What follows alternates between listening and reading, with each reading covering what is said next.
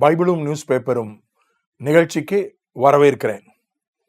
மத்தேயு 25 அதிகாரம் 40 வசனம். அதற்கு ராஜா பிரதியுத்தரமாக, மிகவும் சிறியராகிய என் சகோதரரான இவர்களில் ஒருவனுக்கு நீங்கள் எதை செய்தீர்களோ அதை எனக்கே செய்தீர்கள் என்று மெய்யாகவே உங்களுக்கு சொல்லுகிறேன் என்பார். இந்த வசனத்தை பொதுவா ஏழைகளுக்கு உதவுவதற்காக பயன்படுத்துவார்கள், தவறில்லை. ஆனால் இது ஒரு தீர்க்க தரிசனமான வசனம். இது இஸ்ரவேல் மக்களுக்கு உதவி செய்வதை பற்றிய ஒரு வசனம். என் சகோதரர் என்று இயேசு கிறிஸ்து எந்த இடத்திலெல்லாம் சொல்கிறாரோ அது இஸ்ரவேல் ஜனங்களை குறித்து தான் சொல்லியிருக்கிறார். என் சகோதரர் என்று தன்னுடைய 12 சீடர்களை குறித்து சொன்னார். எபிரேயர் 2 அதிகாரம் கடைசி பகுதியில அவர்களை சகோதரர் என்று சொல்ல வெட்கப்படாமல் என்று அங்கும் இஸ்ரவேல் ஜனங்களை குறித்து சொன்னார். இங்க சமீபத்தில் ஒரு PEW research centre survey, PEW ஆய்வு மைய கணக்கெடுப்பு 4 நாடுகளிலே அவர்கள் கணக்கெடுத்திருக்கிறார்கள், ஆய்வு செய்திருக்கிறார்கள்.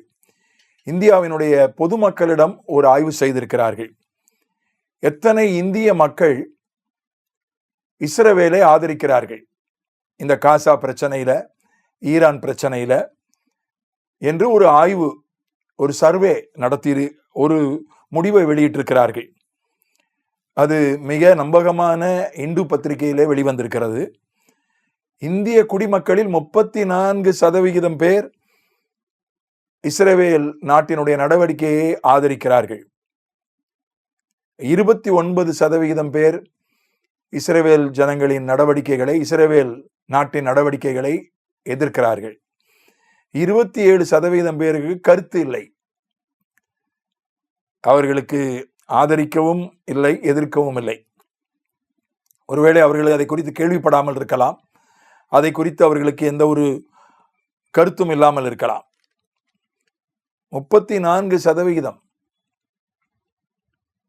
பெரும்பான்மையான மக்கள், கருத்து சொன்னவர்களிலே பெரும்பான்மையான மக்கள், இந்திய மக்கள், பொதுஜனம் இஸ்ரவேல் நாட்டை ஆதரிக்கிறதாக மிக நம்பகமான அதிகாரப்பூர்வமான ஒரு தகவல் வந்திருக்கிறது.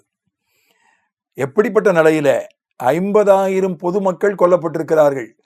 இஸ்ரவேல் காசாவின் மீது எடுத்த நடவடிக்கையிலே 50,000 பொதுமக்கள் கொல்லப்பட்டிருக்கிறார்கள். 200 பத்திரிகையாளர்கள் கொல்லப்பட்டிருக்கிறார்கள். 1000 டாக்டர்கள், நர்ஸுகள் கொல்லப்பட்டிருக்கிறார்கள். பள்ளிகள், மருத்துவமனைகள் எல்லாம் தரைமட்டமாகிவிட்டன. பஞ்சம் தலைவிரித்தாடுகிறது. இந்த நிலையில இஸ்ரவேல் நாட்டினுடைய நடவடிக்கையை 34% இந்திய மக்கள் ஆதரிக்கிறார்கள். அதற்கு காரணத்தையும் இந்து பத்திரிகையினுடைய அந்த கட்டுரை விவரிக்கிறது. முதல் காரணம், இந்திய அரசாங்கம் இஸ்ரவேலை ஆதரிக்கிறது. ஆயினாலே மக்கள் இஸ்ரவேலை ஆதரிப்பதற்கு அதுவும் ஒரு காரணம். இந்திய அரசு ஏன் இஸ்ரவேலை ஆதரிக்கிறது? இராணுவ தொழில் உறவு 2 நாடுகளுக்கு நடுவில் அதிகமாக இருக்கிறது. இந்த காசா யுத்தம் வந்ததுனால பாலஸ்தீன தொழிலாளர்களை எல்லாம் அவங்க திரும்பி அனுப்பிச்சிட்டாங்க. தொழிலாளர்களா இஸ்ரவேலில் வேலை செய்யறது பாலஸ்தீனியர்கள் தான்.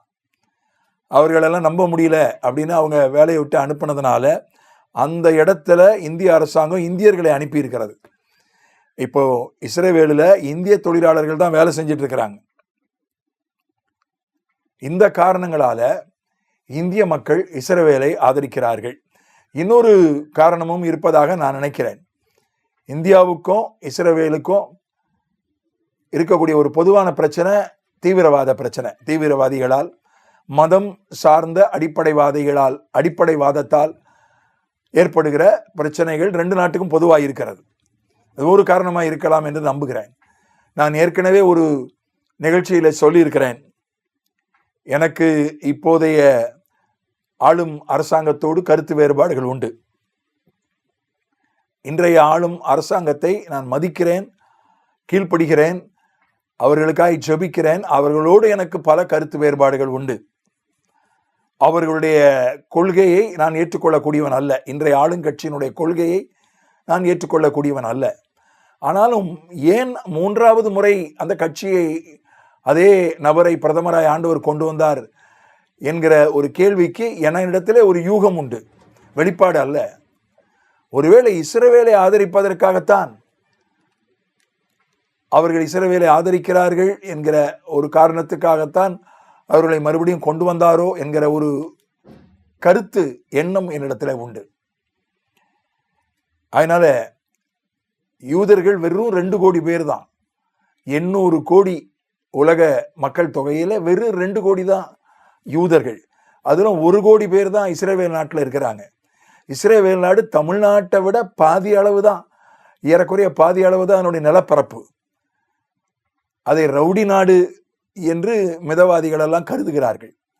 சில நேரங்களிலே இஸ்ரவேல் அப்படி ரவுடித்தனம் பண்ணுவது போல தீவிர நடவடிக்கைகளில் ஈடுபடுவது உண்மைதான். ஆனாலும் வேதம் என்ன சொல்கிறது? என் சகோதரராகிய இஸ்ரவேல் ஜனங்களுக்கு நீங்க என்ன உதவி செய்தீர்களோ அதை எனக்கே செய்தீர்கள், நீங்கள் ஆசீர்வதிக்கப்பட்டவர்கள் என்று சொல்கிறது. ஆகவே இந்தியாவுக்காக நான் ஆண்டவரை துதிக்கிறேன். 34% கருத்து தெரிவித்தவர்களில் பெரும்பான்மையானோர் இஸ்ரவேலை ஆதரித்து கருத்து தெரிவித்ததற்காக கர்த்தரை ஸ்தோத்திரிக்கிறேன். இஸ்ரவேலுக்காக நாம் ஜெபிப்போம், நம் தேசத்திற்காகவும் ஜெபிப்போம். ஆமென்.